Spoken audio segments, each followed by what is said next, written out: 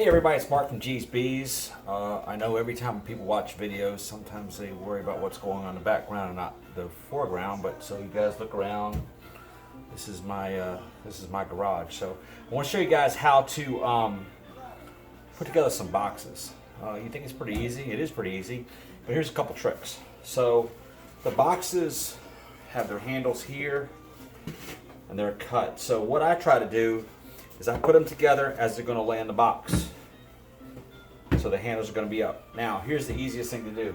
Get yourself some Tite Bond 3. I happen to cut this because I know I'm going to use a lot. These 1-inch foam brushes are perfect.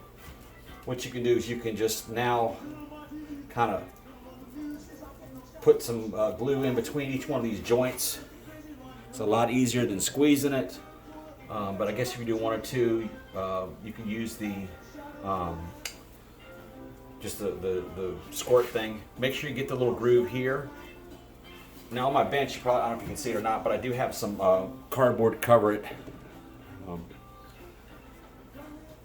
Put it up in here.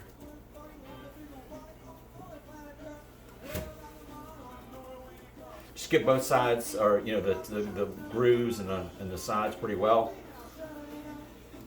Okay, stay cognizant of this, of where the handles are, because now we're going to put the top in there. So I just kind of, might be easier with two people, but I got one, so use what you got. Now I do like to use a rubber mallet because I don't want to dent up the wood. Kind of tack it in place. It's okay if it's not fully set. Once again, be cognizant of where the handles are. You can't put them upside down, but you can put the handle on the inside of the box. I'm not going to tell you how I know that.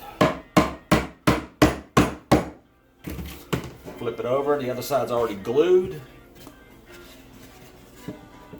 We'll do the same thing here.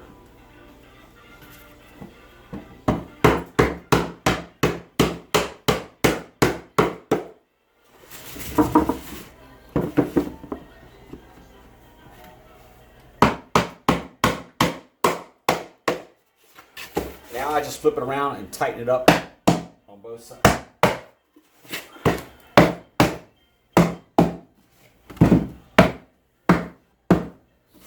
You can see now it's pretty sturdy. You can check it for square, but if you have a good quality box, it's going to be square. These happen to be from Forest Hill Beekeeping up in Pennsylvania. I went up there to buy some supplies directly. I got to tell you, good stuff up there. Now, a couple things about nailing. I don't know who in the world, in the beekeeping world, decided 7-penny nails are the ones to use, but that's what we use. We don't use 8s, we don't use 6. You can buy them at the bee supply places. Where I'm from, here in Virginia, you can't find them at the Home Depot, Lowe's, or something like that too. But what you're supposed to do is in the top groove, if you can see right here, this little finger's kind of small, so you use 1.25-inch nails. So that's exactly what I do. I go and put some 1.25-inch nails on all 4 of these sides. Most of these boxes are pre-drilled, so you don't have to worry about it splitting. Although don't tear it up, because you can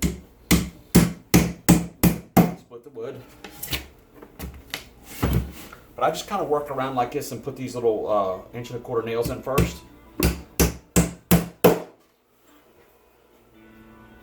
And I'm not going to bore you guys with how to hammer nails. As you do this, you're going to see it start squirting the glue out. I just kind of wipe it down as I go.